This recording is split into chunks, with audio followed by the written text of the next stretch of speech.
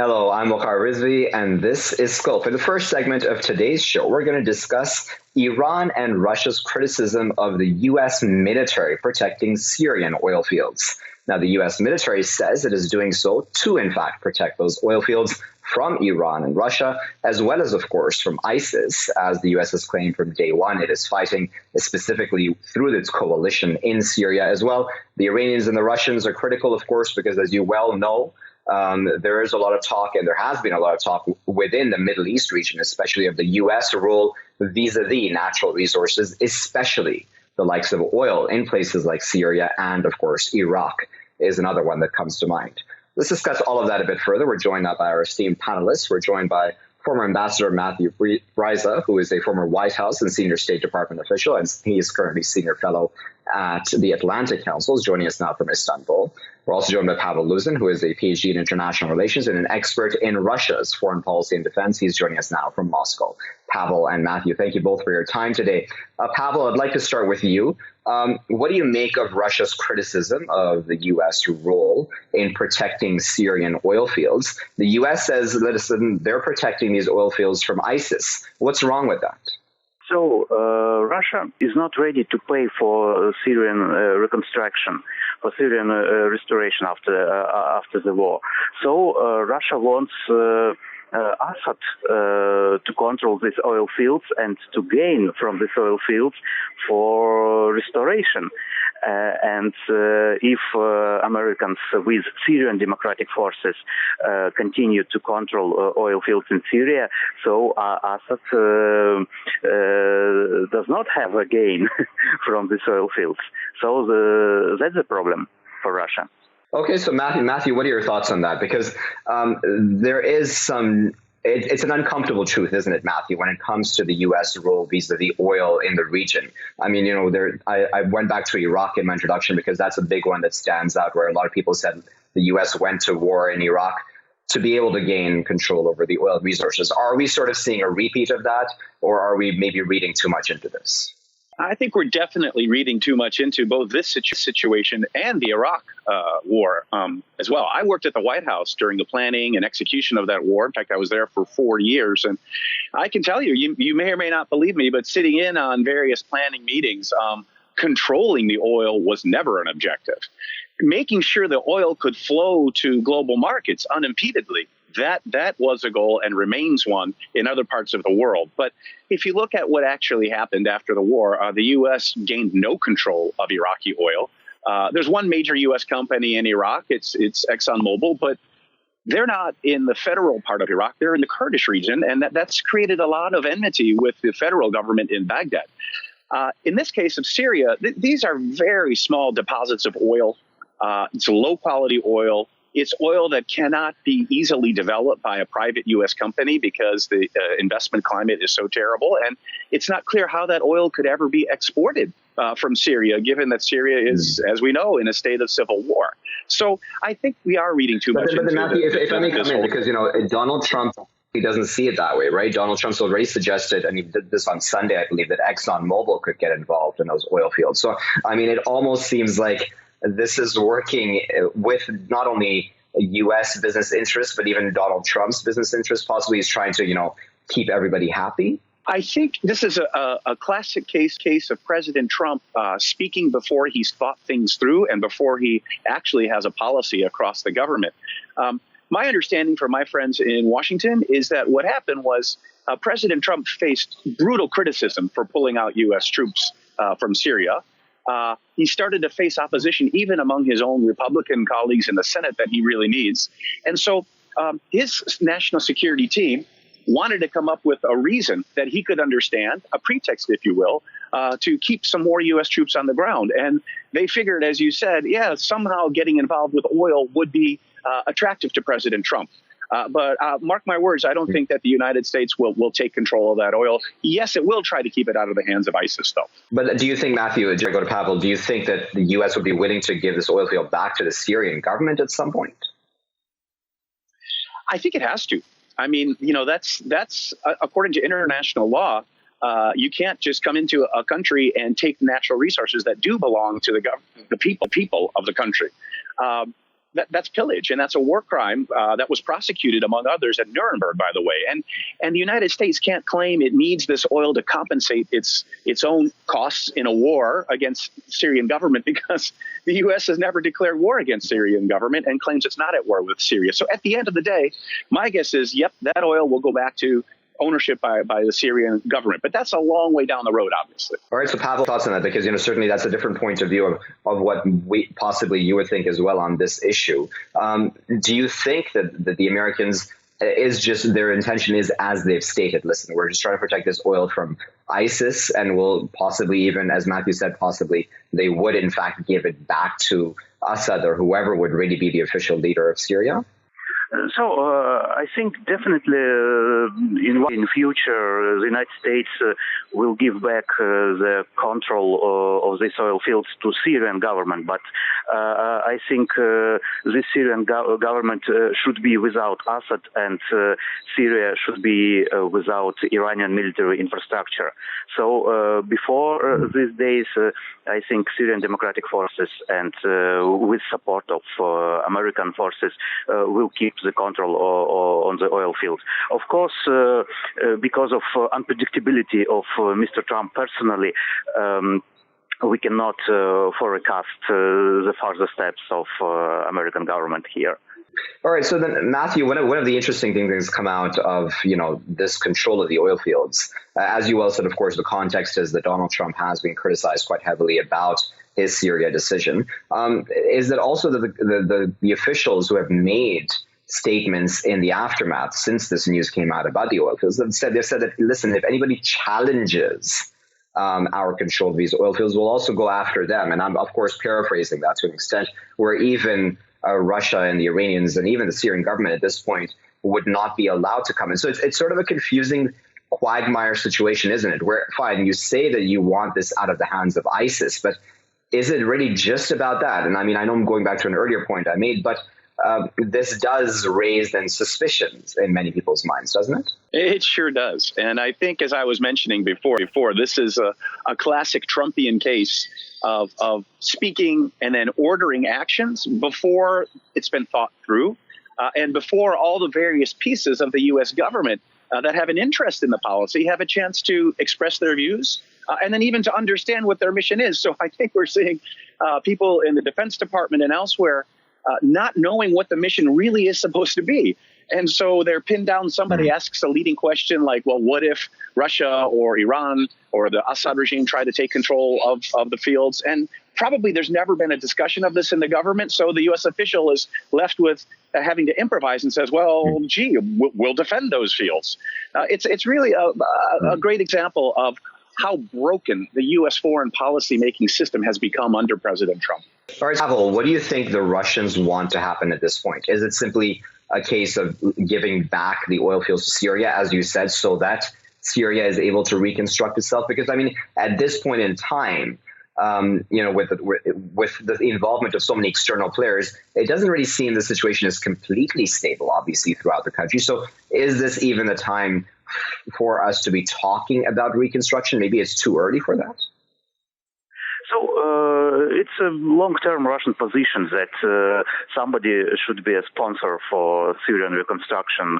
Either it should be Europeans or it should be Syrian oil fields under the control of Syrian Democratic Forces.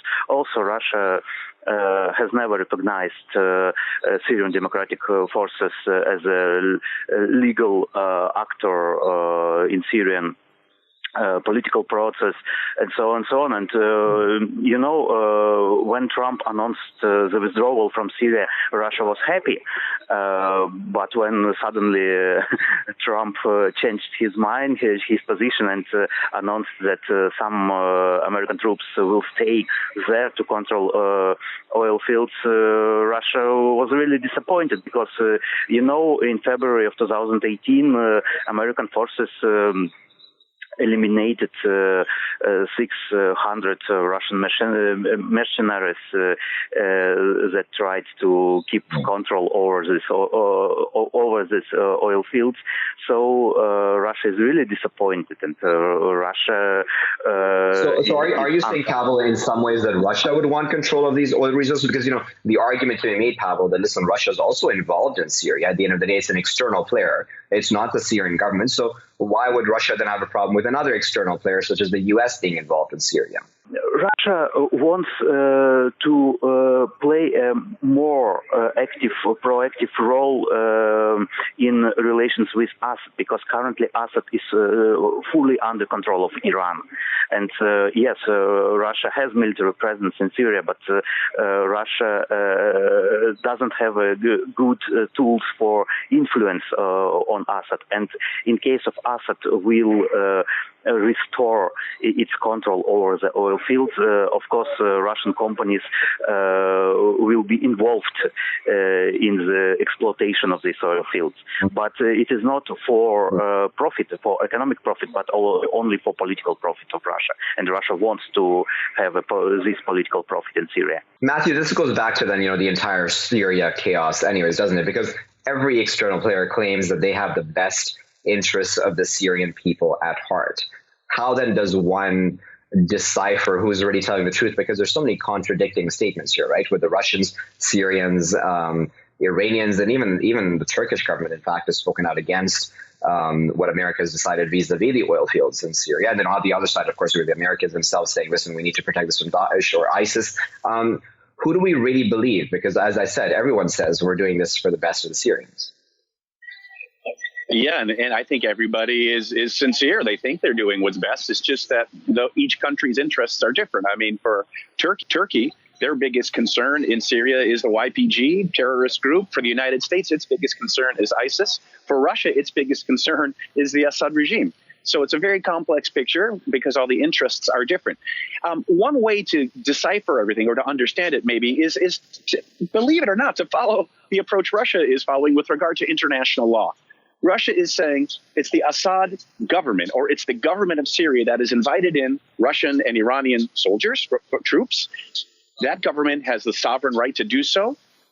Separatists or terrorist groups or other militias have no right to invite into sovereign Syrian territory outside countries like Turkey and the United States. Now, I as an American, don't agree with that logic, but that is the logic of international law, and that's what Russia is embracing.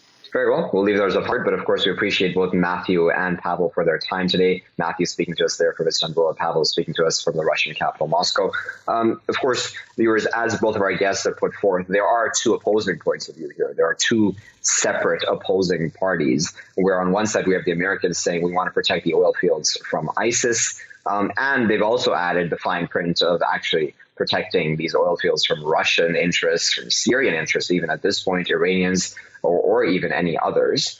And then on the other side, of course, then, as the Iranian foreign minister said, it's essentially just going back to what we've spoken about in this region with the likes of Matthew earlier on in this discussion about the image, at least, that the Americans come into this region for control of natural resources, specifically oil. And we can talk about Iraq in that case. So this is not actually as complex a situation as it may seem. It's just about who really wants to control the resources and what that does then for Syrian sovereignty, what that does then for Syrian reconstruction going forward. We'll, of course, keep a close eye on that here in Scope. I'll be back, though, with my next segment after this break. Stay tuned.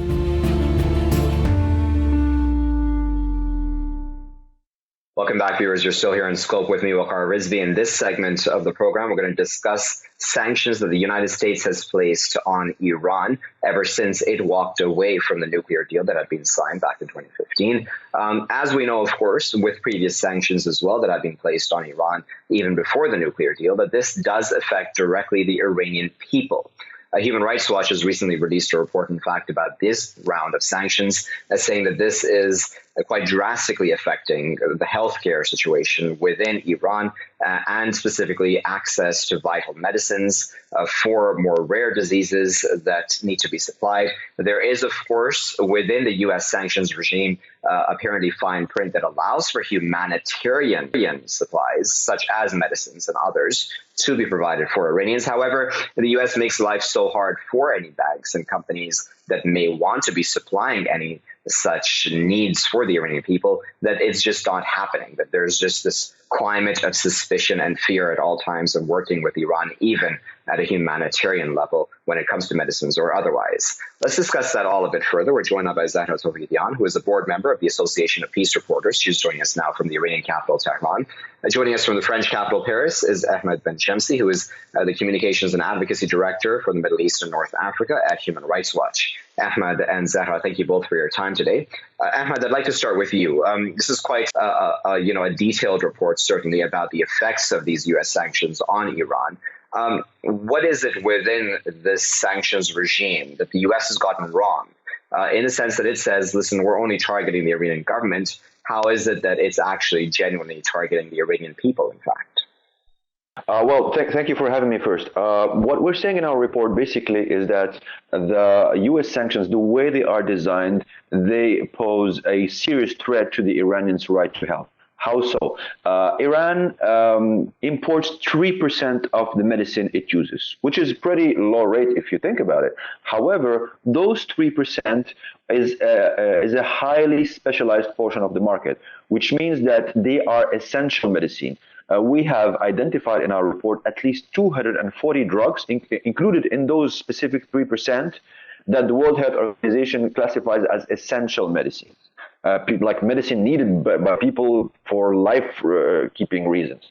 And now, theoretically, the U.S. sanctions include exemptions that are supposed to facilitate humanitarian aid into Iran, including medicine. But in practice, those exemptions just don't work.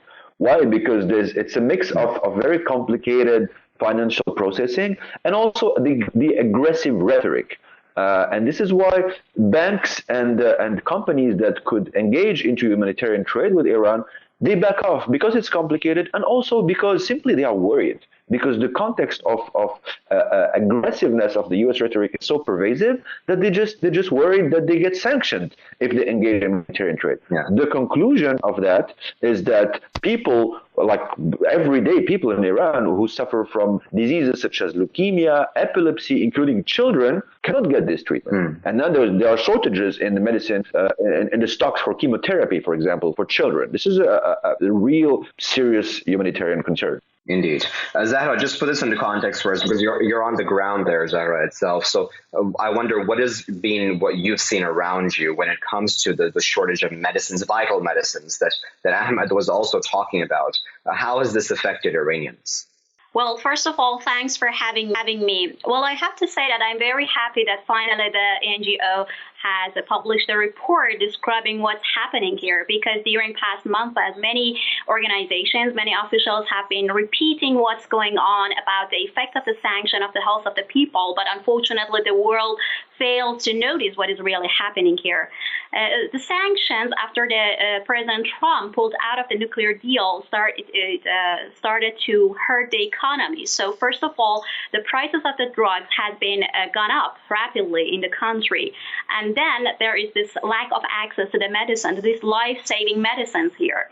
Sometimes people have to stand in lines to get what they need for their patients. Women, children with cancer, with lots of rare diseases, have serious problem gaining access to the drugs they need. The officials, as Ahmed has told us, have been claiming that these humanitarian goods are accepted from these sanctions, but in practice, it really doesn't work. The European companies, the other companies around the world are scared to deal any kind of transactions with Iran. The banks refrain from doing interactions with Iran because of U.S. penalties. So in practice, we cannot get the drugs that we need. Yeah. I wonder what Human Rights Watch's point of view is on sanctions overall, in fact, because, I mean, I imagine it's very hard to, in fact, construct a sanctions regime without really affecting the people of any respective country, right? I mean, I can also think of Venezuela right now as an example where there was a recent report, I believe, that spoke about how the Venezuelan people are the ones who are suffering most because of sanctions placed on their country. So, I mean, is there any way of ever really using sanctions where it's genuinely just as stated to pressure a government? It's not because something is difficult to realize that the governments get a pass for realizing it. I mean, we don't have position on sanctions because we don't have positions on political matters in general. However, we have positions wherever human rights are concerned. And in this case, the sanctions are hurting human rights, and specifically the right of Iranians to health. So what we're saying is that under international law, the U.S. should monitor the impact of sanctions. And when it's determined that they violate the rights of Iranians, including, again, in this case, the right to health, they should take clear and strong actions. It's not our business to wonder if those actions are difficult to implement. Or Zahra, then I'll go to you with this then, Zahra. Do you think that the U.S. needs to make it clearer then for anybody who wants to then supply medicines or otherwise to Iranians that that is allowed, in fact, even within the U.S. sanctions regime? Is that what needs to happen at this point? Well, first of all, I wanted to say one point, that it's not just the Iranian people that are hurt by the sanctions for gaining access to medicine. You know that Iran provides the largest insurance for the refugees, as according to the UN Refugee Agency. So it's not just the Iranian people. Even the refugees here in this country, who are a lot and are enjoying this insurance that's provided by the government, are also suffering from the shortage, the sanctions. Second, what you're saying is that these sanctions could be avoided. Well, what you're saying is what the American people have been saying, what the American officials have been saying, that they are going to exempt these humanitarian goods so the people are not hurt. But in practice, this policy hasn't worked. In practice, it has been hurting people. So the sanctions, as they call it, which is just going to affect the government, is not what it is. In practice, that we see that the people are not gaining access to humanitarian goods. And it's not just the medicine that we're talking about. You know that Iran has been hit by flood in the spring. Many organizations pledged some and promises some help to the Iranian people, some humanitarian aids. But those aids are not received in Iran. Why? Because the banks usually are scared of U.S. penalties, so they cannot transfer money or do interactions and blah, blah, blah. So it's not just we're saying that there is a way, a third option where U.S. is going to make it happen. The sanctions, by nature, is not an effective tool. It's hurting people in many different ways. Before we got cut off there, I was asking about what you think needs to happen now. Is it about the U.S. needing to make a public announcement and saying, listen, if somebody wants to provide medicines to Iran, that's fine within the exemptions that we have laid out? Is it about making that public announcement at this time? Is that what needs to happen? Well, then the same message also should be communicated directly to banks and companies through direct outreach. So it's not just like general publicity, but also direct outreach to make sure that the message is heard and understood. Because the toxic, ambiance, if I might say, is a major impediment for the pursuit of that business. Also, the U.S. authorities should establish a mechanism to expedite financing of humanitarian exports to Iran. Not only should they make clear that there are no sanctions involved, but they should also facilitate them, because they have a humanitarian obligation, since the sanctions are responsible for the situation. Now, that said, Iran also has a responsibility in solving this issue. The Iranian government should prioritize allocation of resources for imports of medicine and medical equipment, which is not necessarily the case right now. And it should also combat corruption and misuse of public funds that create even more difficulties to import medicine needed by some Iranians. And just before I go to Zahra, Ahmed, what do you think of Instex as the Europeans had put forth? As you well know, and part of the Instex mechanism that the Europeans had put forth was that that would in fact provide humanitarian supplies, such as, again, going back to medicines and otherwise. Do you think that the Europeans have been a bit more successful in this regard? I think that the Europeans are still to establish an operationalize a viable trade exchange mechanism to support humanitarian trade with Iran. And also, I think that the role of the European Union should also be to press the U.S. government to create or support the creation of that channel, because international diplomacy is also multilateral, and it's not because the sanctions are imposed by the U.S. that the European have a role in pushing them to, if not lift them, at least adapt them to meet a humanitarian. Okay, Zahra, I wanted to go to you, but Zahra, because it's important, obviously, that sure, Iran is under sanctions, and all of that is understood, but that doesn't give the Iranian government a free pass either, right? Where it has still the responsibility to do its part to ensure its people's interests are safeguarded and humanitarian rights and human rights are safeguarded, such as access to medicine and otherwise. Do you think that the issue of mismanagement, corruption, and allocation of funds when it comes to these vital medicines, that needs to be handled better by Iranian officials? Well, I cannot say for sure that these points that you have mentioned does not play a role here. But the fact about the drugs is that we are trying to do our best, and the officials have been vocal in expressing the difficulties that we are facing and doing everything in their power to try to reflect to the world the problem that we have. Our first problem with gaining this drug is that the lack of access to these humanitarian goods are blocked because of the sanctions. So you know that in Iran we have a large insurance policy, and most of the drugs are provided by the government. But because of the sanctions and the economy getting worse, it's really harder to get and provide this drug to the people. So at the same time, about the point that you are mentioning, the role of the government here, I also may say that the sanctions also play a major role here too. Okay, we'll leave those on word, but of course we appreciate both Zahra and Ahmed for their time today and for discussing some very important topic about the human rights of Iranians being affected because of the U.S. sanctions regime put in place since the nuclear deal, but even in fact before the nuclear deal even occurred. Many of the sanctions were already affecting the supplies of vital medicines in the country.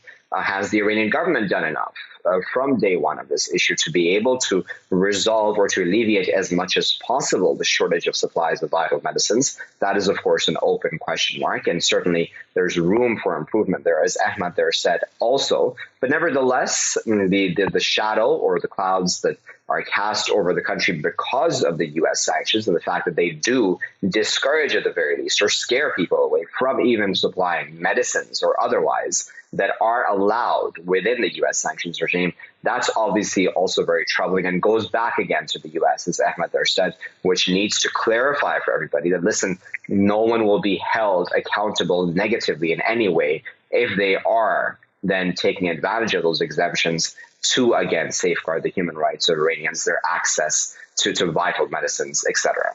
We'll keep a close eye on that, of course, as always here in Scope. I'll be back with my final segment after this break.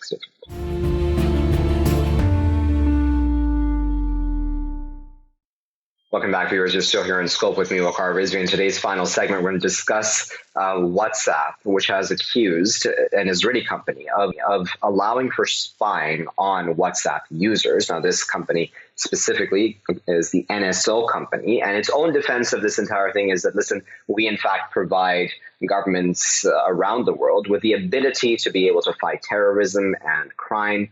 And that, of course, is a huge concern when it comes to encrypted messaging. And this was an issue that has come up repeatedly with the Telegram messaging app as well, where you can have secret chats that are deleted the moment you leave them.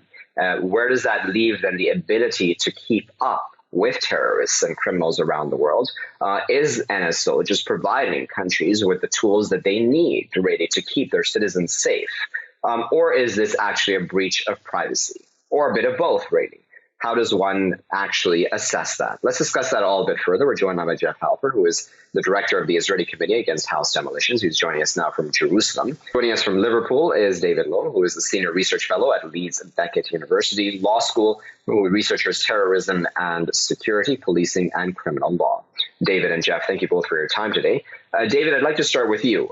There needs to be a balance found, right? As I said in my introduction, between the right to privacy and also the right for a government to be able to keep its citizens secure and its national security in mind. How does one then reach such a balance when it comes to a messaging app like WhatsApp, which allows for encryption? Yeah, you're quite right, Waqar. When you introduce this here, states do have to, various policing agencies, do need that ability to do a case of terrorism or serious organised crime to access various electronic communications. I mean, you mentioned Telegram there. Gab's another popular one that people use, as well as WhatsApp, and there's a variety of them. And really what we're looking at really is having authorities by those agencies to access it when cases of terrorism and organised crime. But I think what's disturbing with this report by on the behaviour of the NSO is targeting individuals who are journalists, diplomats, high-profile presenters, etc.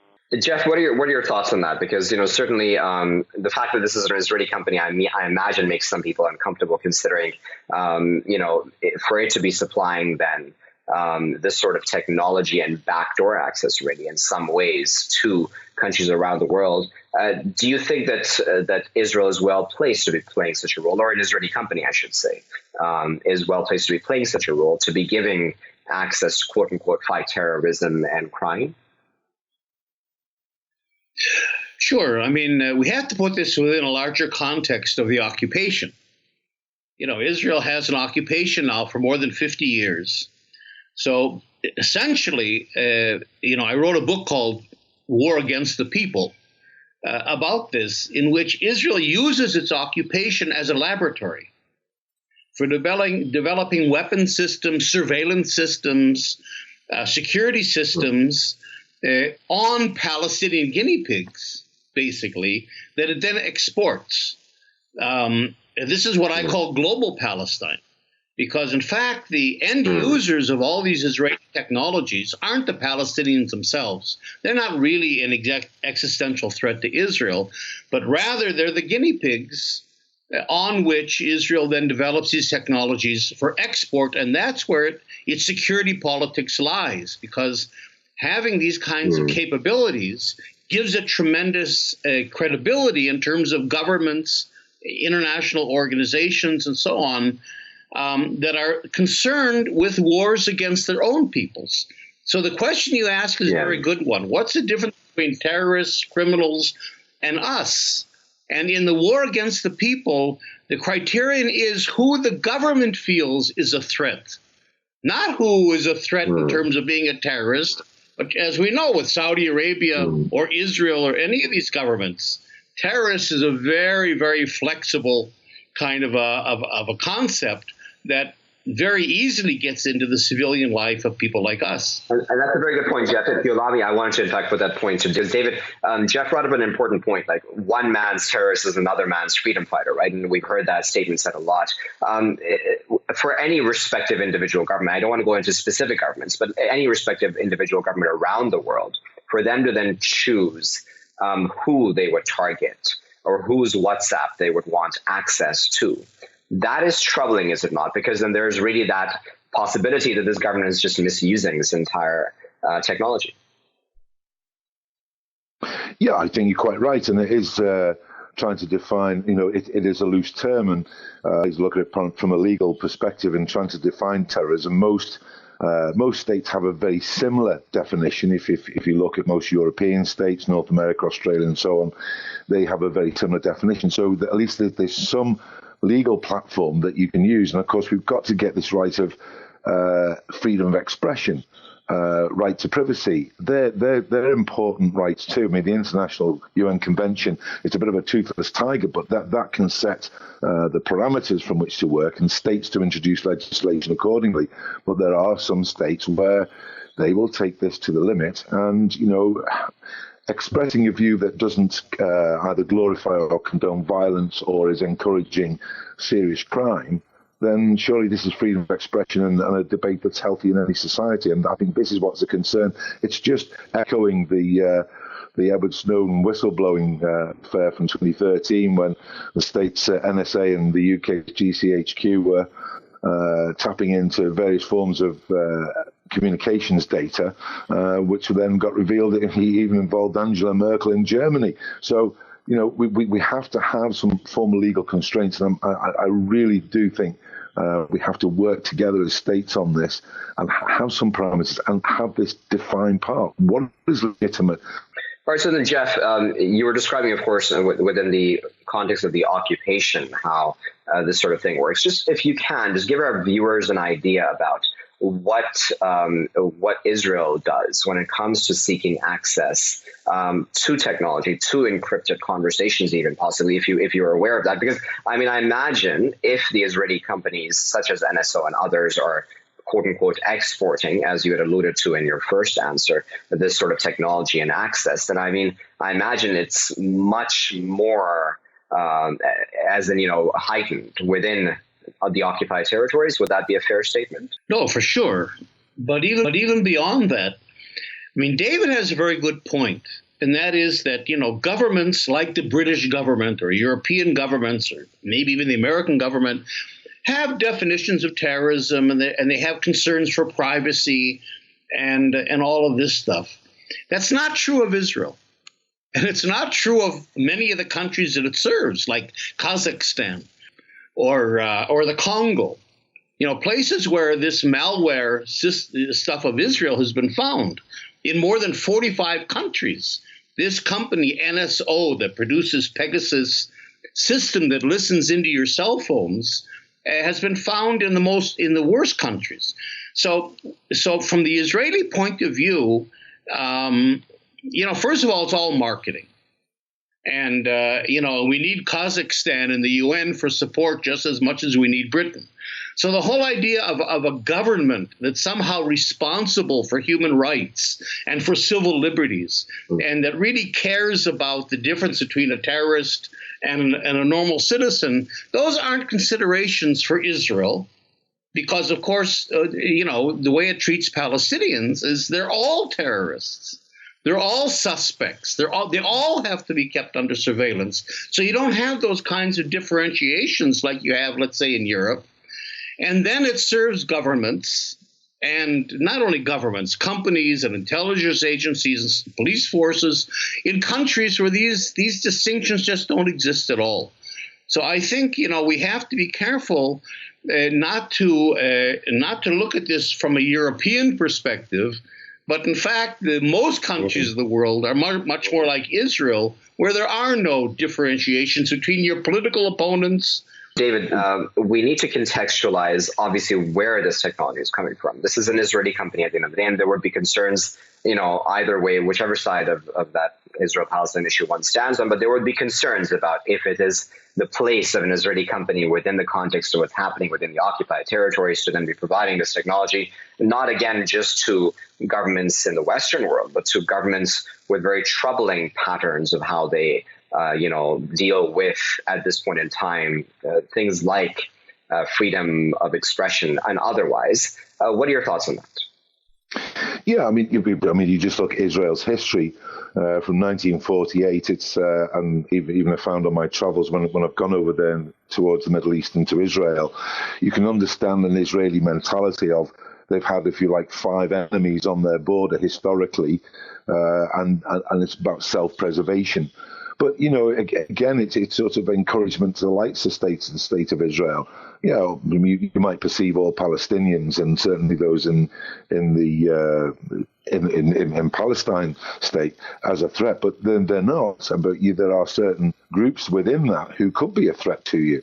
And then, as you said, Waqar, you look at other states in that particular, just using that particular region, where we know all the conflict that's been going on. We've got the civil war in Yemen, and we've had uprisings in likes of Bahrain, and again, the Bahrain government has suppressed that. So that's where there is a concern that we go back to: who is that individual? What threat do they pose? Is it just because they have views against that government that makes them a threat, and then look at what they're discussing? That is not really the way forward. We have to try and contextualize with the history of a region and the threat that they're under. But it's encouragement, I think, from certainly from the UN and from other states to say, look, this is how you should be acting with this responsibly. But I know I'm sort of an eternal optimist, and I know a lot of people this wouldn't happen. But I think we've got to keep progressing, keep moving on that angle. Very well. We'll leave there as a final word, but of course we appreciate both David and Jeff for their time today. Of course, this, again, an important topic because we've approached the issue of privacy previously as well here in Scope when it comes to Facebook itself. So many people are saying it's ironic then for Facebook to enter targeting somebody else, saying that, listen, why are you giving access to WhatsApp conversations, essentially by hacking or through malware, etc. This is irony defined, but even beyond that, then there's the argument of the governments themselves saying we need to figure out a way to secure ourselves. That's what the NSO company that provides the software to these countries around the world says, that you need to fight terrorism somehow. You need to fight criminal activity somehow online. You can't just do that without having access to these sort of encrypted conversations, because then criminals and terrorists would misuse that situation and have been proven to in the past as well. So where does that balance then lie between the right to privacy, the right to have a private conversation online, the right not to be targeted just because of your political views or because you are a political opponent of any sitting government, respected government anywhere in the world, not just in the Western world. And then, of course, for that government's right or need to keep its own homeland, its national security interests in mind as well. Well, that's all for today's show. Thank you very much for watching. I've been Waqar Rizvi.